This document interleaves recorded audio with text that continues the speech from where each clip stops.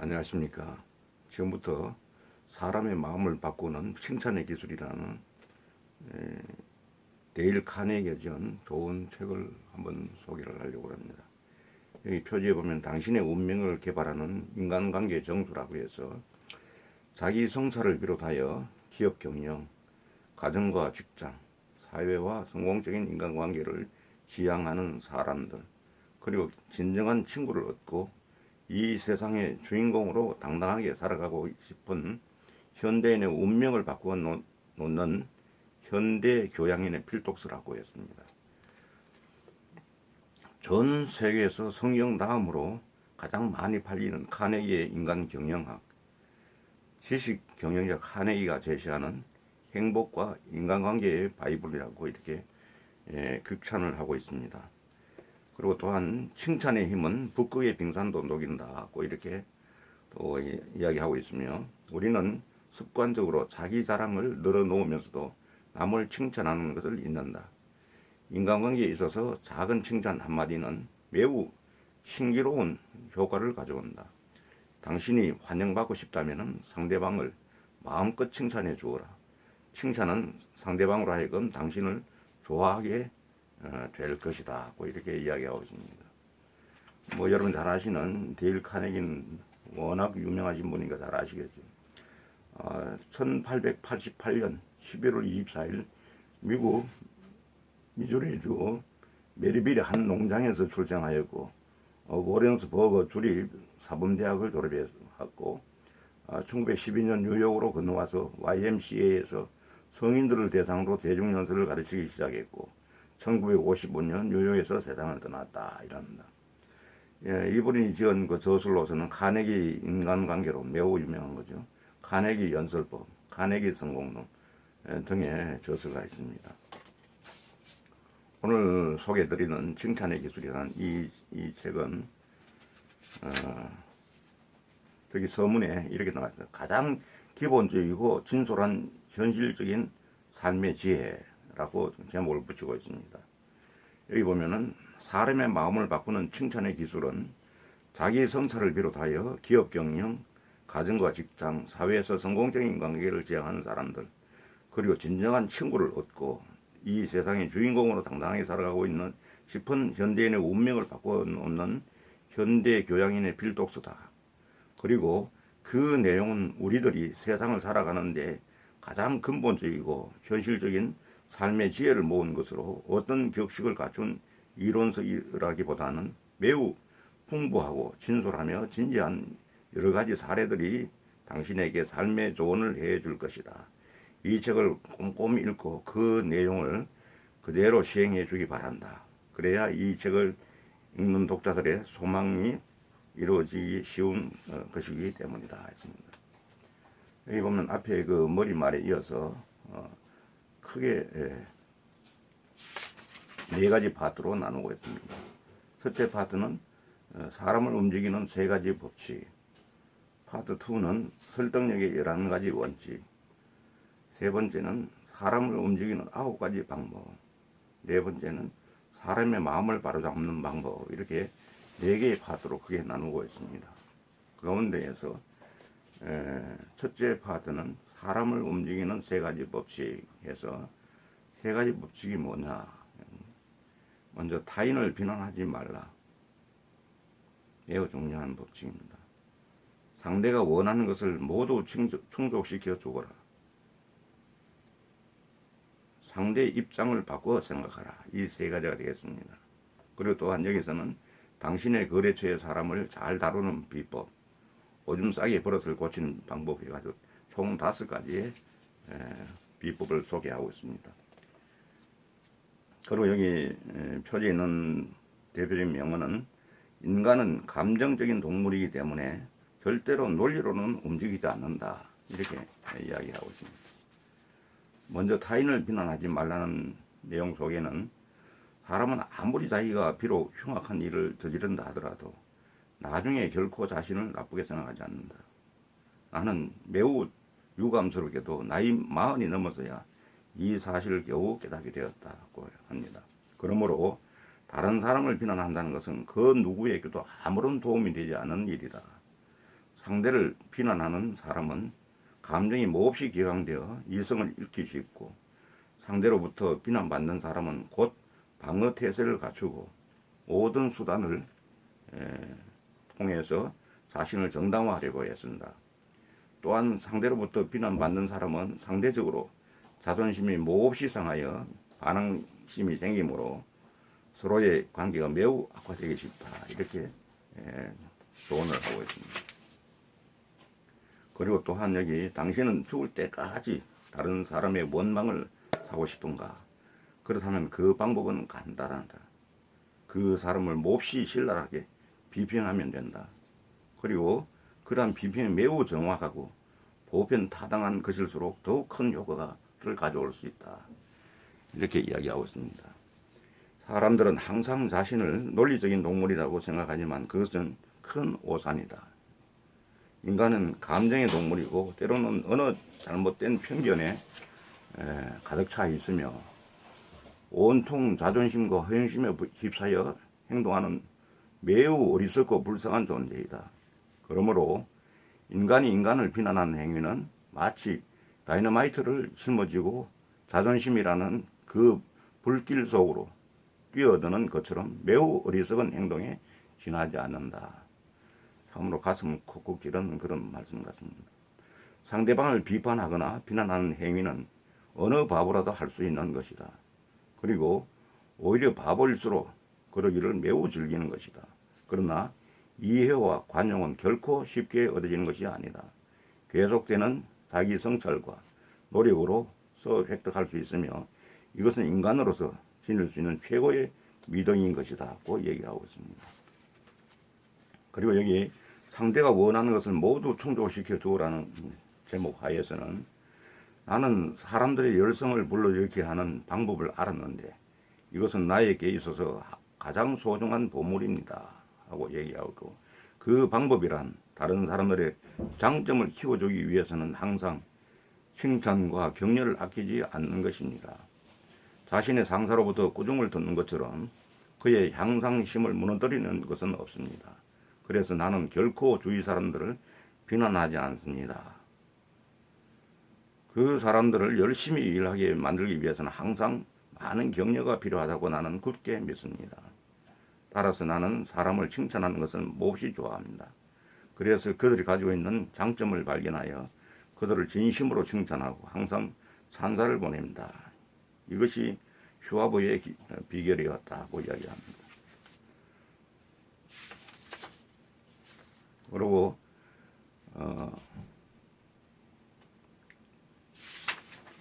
또한 여기 상대의 입장을 바꿔 생각하라는 내용에서는 세상 사람들의 마음을 움직이는 유일한 방법은 상대방이 원하는 문제를 그와 같이 허심탄회하게 이야기하고 또한 그것에 대하여 진심으로 조언해주는 일이다.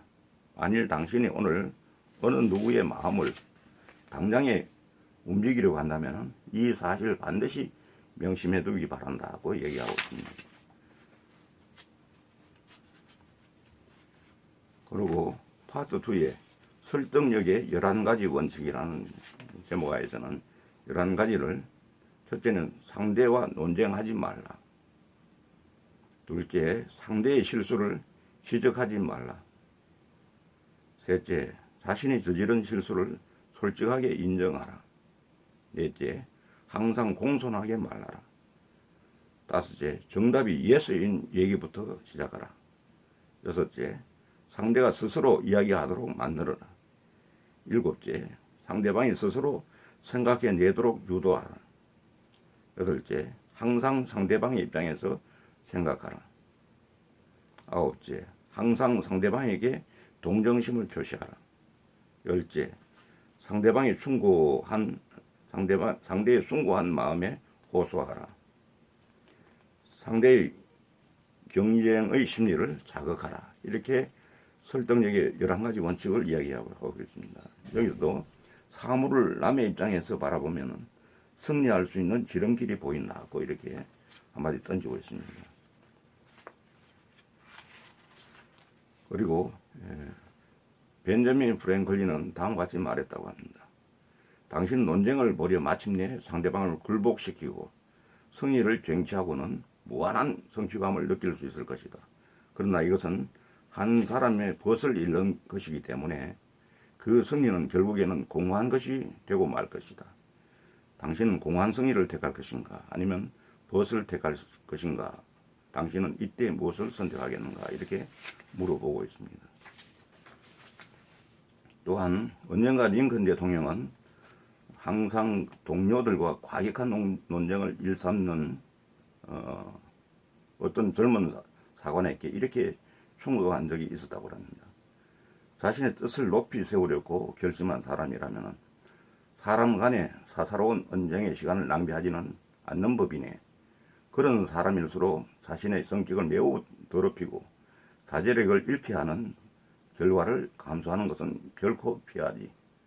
만약 어떤 일에 반 정도밖에 확신이 없으면 상대에게 차라리 양보하는 것이 현명한 일이네. 그 일의 온갖 시시비비를 가리기 위해 계획에 물리기보다는 차라리 그 계획에 그 자리를 양보하는 것이 더욱 현명한 일이지. 이것은 왜냐하면 비록 계획을 죽인다 해도 그 계획에 물린 상처가 치유되는 것이 아니기 때문이네. 이렇게 얘기합니다. 그 다음에 상대의 실수를 지적하지 말라는 내용에서는 영국의 체스필드 경은 어느 날 그의 아들에게 이렇게 말했다고 합니다. 상대방을 결코 가르치려고 하지 마라. 상대방이 모르는 것이라면 자신이 아는 것을 결코 드러내지 마라. 그리고 상대방보다 더욱 현명해지도록 노력하라. 그러나 자기의 현명함을 상대방에게 눈치채게 해서는 안 된다. 그렇게 얘기하고 있습니다. 소크라테스는 어느 날 아테네에서 제자들을 모아놓고 이렇게 말했다고 합니다. 내가 지금 알고 있는 오직 한 가지는 나는 아무것도 모른다는 사실이네. 했답니다. 그리고 항상 공손하게 말하라고 하는 제목 하에서는 1갤런의 물보다 한 방울의 꿀이 더 많은 파리를 잡는다. 이 말은 링컨 대통령이 한 말이지만은 지금도 이 말은 적용될 수 있는 진리다. 인간에게도 이와 같은 적용이 매우 가능하다. 상대방을 자신의 의견에 따르도록 만들기 위해서는 우선 그 자신의 상대방과 같은 편이라는 것을 상대에게 인식시켜줘야 한다. 이것이 곧 사람의 마음을 잡는 한 방울의 꿀이며 그리고 상대방의 이성에 간절히 호소하는 최선의 방법인 것이다. 고 얘기하고 있습니다. 그리고 상대가 스스로 말하도록 만들어라고 하는 부분은 사람들은 대부분 자신의 생각대로 상대방을 설득시키기 위해 오직 자신의 생각만을 상대에게 강요하며 끊임없이 자신의 말을 늘어놓는 경향이 있다고 합니다. 이러한 경향은 그 무엇보다도 세일즈맨에게서 흔히 발견할 수 있는 현상이다. 만일 상대방으로 하여금 자신의 뜻을 곧장 받아들이게 하고 싶으면 먼저 상대방이 하고 싶어 하는 말을 다 할 수 있도록 내버려 둬야 한다고 얘기합니다. 그리고 중국의 현인 노자는 다음과 같이 말했다고 합니다. 큰 강이나 큰 바다가 수백 개의 골짜기의 물을 모두 받아들일 수 있는 것은 언제나 그 하류에 자리 잡고 있기 때문이다. 하류에 있음으로써 큰 강이나 큰 바다는 모두 골짜기의 물을 받아들일 수가 있는 것이다. 따라서 민중의 윗자리에 서고 싶으면 민중의 뒤쪽에 서는 것이 가장 현명하다. 이와 같이 해서 성자는 민중의 위에 있으면서도 민중들이 그것을 모두 느끼지 못하며 앞에서도 결코 방해가 되지 않는다. 이 부분은 노자가 생각하는 부분이나 예수님이 생각하는 부분 일치한 부분이 있는 것 같습니다. 항상 상대방의 입장에서 생각하라는 제목 하에서는 당신의 판단에 절대로 옳지 않은 사람이 있다고 가정하자. 그래도 당신은 그 사람 자신이 그렇게 생각하지 않아도 그 사람을 결코 책망해서는 안 된다. 그런 사람을 책망하는 일은 바보가 하는 일이다. 차라리 그를 자신이 스스로 이해하도록 노력하라 하는 그 얘기를 하고 있습니다. 그리고 항상 다른 사람의 입장에서 서서 생각해 보고 자신의 시각뿐만 아니라 다른 사람의 시각으로도 사물을 관찰해 보는 습관을 얻을 수 있다면 그것은 당신의 인생에 있어서 올바른 이정표 역할을 반드시 하게 될 것이다. 따라서 상대방을 공격하거나 반발심을 일으키지 않고 그의 마음을 바꾸려고 한다면 항상 반드시 상대방의 입장에서 모든 것을 유심히 관찰하도록 노력하라. 대단히 유용한 말씀을 하고 있습니다. 항상 상대방에게 동정심을 표시하라 합니다. 에스 휴력은 미국에서 첫째 가는 음악계 흥행사로서 25년간이나 살리아핀, 이사도라, 덩컨, 파블로바 같은 세계적인 유명한 연예인을 다뤄왔다. 휴력은 이러한 연예인들을 다루면서 그들에 대한 동정과 그들의 이상적인 성격에 대한 이해가 절대적으로 필요하다는 것을 터득했다고 말했다. 그리고 아하드 게이츠 박사는 그에 져서 교육심리학에서 이렇게 말했다. 동정심을 지닌 제 모든 사람들의 소원을 이해하라. 어린이들은 동정을 많이 받기 위하여 자신의 상처를 상대에게 보여주고 싶어 한다. 이와 마찬가지로 성인들도 그들의 상처를 남에게 보여주고 싶어 하고 사고를 당한 일이라든가 병에 걸려 수술을 받았던 모든 과정을 상세하게 반드시 이야기하고 싶어 한다. 따라서 다른 사람을 움직이려면 그 사람의 생각과 소망을 자신이 먼저 반드시 이해하라 하고 있습니다. 그리고 파트 3에서 이야기하는 사람을 움직이는 9가지 방법에서는 주옥 같은 9가지 방법이 있습니다. 여기는 첫째, 상대를 마음껏 칭찬하라. 둘째, 상대에게 간접적으로 주의를 주어라. 간접적으로 주의를 주어라. 셋째, 자신의 잘못을 먼저 솔직하게 말하라. 그래야 상대방이 움직인다고 보는 거죠. 넷째, 결코 상대에게 명령하지 말고 부탁하라. 다섯째, 상대의 체면을 세워주라. 특히 우리 동양권에서 체면이 중요한 것이 체면을 세워주는 게 매우 중요합니다. 여섯째, 상대의 사소한 일에도 아낌없이 칭찬하라. 작은 일에도 칭찬하는 겁니다. 일곱째, 상대에게 기대감을 표시하라. 상대를 격려하여 확신을 갖도록 하라. 상대의 자발적인 협력을 유도하라. 이야, 이 9가지는 실천하면 매우 유용한 방법이 되겠습니다. 여기도 주옥 같은 말이 당신이 항상 점잖게 상대해주면 그 상대는 누구나 신사숙녀가 된다. 고 이야기합니다. 이게 사람의 마음을 바꾸는 칭찬의 기술이라고 합니다. 참으로 주옥 같은 말들을 지금 현재 여러분에게 소개하고 있습니다. 여기도 보면 이제 자신의 잘못을 먼저 솔직하게 말하라는 부분에서는 나무라는 사람이 자신도 완전 무기란 사람이 아니라는 점을 겸손하게 시인하면서 상대의 실수에 대하여 점잖게 타일러 준다면 누구나 듣기에 별로 거북스럽지 않을 것이다. 그러므로 다른 사람의 분노를 결코 사지 않고 그의 협조를 얻으려면 남을 비난하기에 앞서 자신의 지난날의 과거부터 먼저 이야기하라고 이렇게 권고합니다.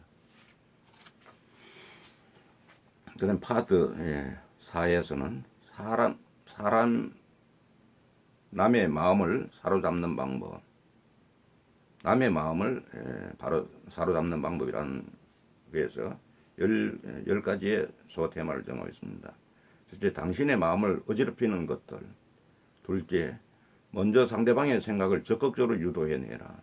셋째, 항상 상대방의 감정에 신속하게 대처하라. 넷째, 항상 상대방의 주의를 끌어라. 항상 상대에게 생각하게 하라. 상대의 협력을 적극적으로 구하라. 세일즈맨의 진정한 화술. 당신은 상대의 반대에 어떻게 슬기롭게 대처할 것인가. 설득의 기술, 매우 효과 만점의 강의법, 이런 10가지를 열거하고 있고, 여기서도 사람은 대화법을 배우면 누구나 사람의 마음을 반드시 사로잡을 수 있다. 대화법을 배우라는 그런 얘기입니다. 여기 이제 구체적으로 들어가 보면은 맨 먼저 했던 당신의 마음을 어지럽히는 일들이라는 제목 하에서 하는 내용에 보면은 그렇다면 자신의 이야기를 듣고 있는 상대방의 주의력이 몹시 산만해졌다는 것은 어떻게 알 수 있을까? 대개 주의력이 매우 산만해진 사람들에게 몇 가지의 징조가 공통적으로 나타난다 했습니다. 첫째는 불필요한 질문을 계속 던진다. 두 번째는 지금 상대방과 하고 있는 이야기의 내용과 전혀 관계없는 질문을 계속한다. 셋째, 이미 서로 간의 해결 방법을 찾은 문제에 대하여 다시 생각해 보거나 다른 의견을 주장하고 나선다. 이런 것들 보면은 좀 이 말하면은 주의력이 떨어져 있는 상태를 나타내는 그런 상태라고 볼 수 있다는 얘기입니다. 그 다음에는 상대방의 생각을 적극적으로 유도해내라고 하는 내용에서는 상대에게 정보의 제공을 적극적으로 요구한다 하는 부분에서 상대방이 당신에게 정보를 가르쳐주고 싶어 하지 않는 것은 두 가지 이유에서다. 첫 번째는 그는 자신의 주의력을 매우 산만하게 만들고 싶지 않기 때문이다. 두 번째는 그에게 항상 자신의 비밀을 지키고 싶어 하는 마음이 있기 때문이다 했습니다. 그 다음에 여기에 심리학자들은 이렇게 말했다고 합니다. 오직 어리석은 자만이 타인을 노골적으로 비판한다. 그렇다면 타인을 비판하는 요령을 잘 생각해 보자고 합니다. 타인을 어떻게 비판할 것인가? 다른 사람들 앞에서 말하지 말고 몰래 그 사람에게 충고한다. 좋은 방법입니다. 항상 웃는 얼굴로 애정이 매우 가득한 태도로 충고한다. 먼저 상대의 다른 점을 칭찬해 준 다음 이런 걸 고치면 더욱 좋을 텐데 라고 조심스럽게 말을 꺼낸다. 상대방이 흥미를 가질 만한 방법으로 천천히 접근한다. 이때 결코 상대방에게 부담이 가지 않도록 그리고 상대방의 동료들이 알지 못하도록 접근한다. 다섯째, 항상 건설적으로 상대를 충고하라. 그리고 그 구체적인 방법을 제시하라. 상대가 자신의 결점을 깨닫게 하는 것만으로 끝내서는 안 된다. 자신이 어떻게 충고해야 좋을지 자신이 서지 않으면은 차라리 가만히 있어라. 충고가 끝났을 때는 다시 한번 상대의 장점을 칭찬해주고 나서 등을 다독거려 주어라. 이렇게 섭섭하지 않게 하는 제스처를 취하라고 하는 얘기입니다.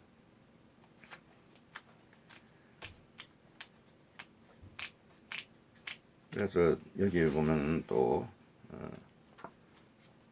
상대의 협력을 적극적으로 구하라고 하는 제목 하에서는 이게 상대에게 협조를 구하려면 반드시 예의를 갖추라고 하는 부분이 있습니다. 상대방이 흔쾌하게 정보를 알려주게 하려면 당신은 반드시 예의를 갖추어 대화하는 자세를 취해야 한다. 이것은 결코 정장을 차려입고 정중하게 말하는 뜻은 아니다. 그러면 이제부터 예의 있게 말하는 방법들을 살펴보자. 첫째는 상대방에게 자신의 대화의 목적을 분명하게 밝힌다. 이게 예의라는 거죠. 둘째는 상대와 대화할 때는 항상 겸손한 태도를 갖고 상대방에게 말하도록 한다. 겸손이 매우 중요한 것. 셋째는 항상 친절하고 공손한 태도로 상대방을 대하라. 항상 평상시에도 친절하고 공손한 태도가 중요하다. 넷째, 상대방이 하는 말 속에서 그가 나타내고자 하는 목적을 재빨리 정확하게 파악을 한다. 내용을 정확히 파악을 하고서 임하는 것이 매우 중요하다는 그런 얘기입니다. 오늘 이렇게 해서 또 이 데일 카네기가 지은 칭찬의 기술이라는 이 책을 아주 유명한 책인데 사람의 마음을 바꾸는 칭찬의 기술이라는 이 책을 여러분과 함께 공유해 봤습니다. 아무쪼록 우리가 세상 살아나가면서 우리 관계에서 중요한 부분은 상대방의 그 마음을 상하지 않고 상대방의 오해를 사지 않고 우리가 그 할 수 있는 대화의 기술이 중요한데 그 대화의 기술 중에서도 이 칭찬의 기술이야말로 참으로 그 핵심되는 부분이라 생각돼서 오늘 같이 공유했습니다.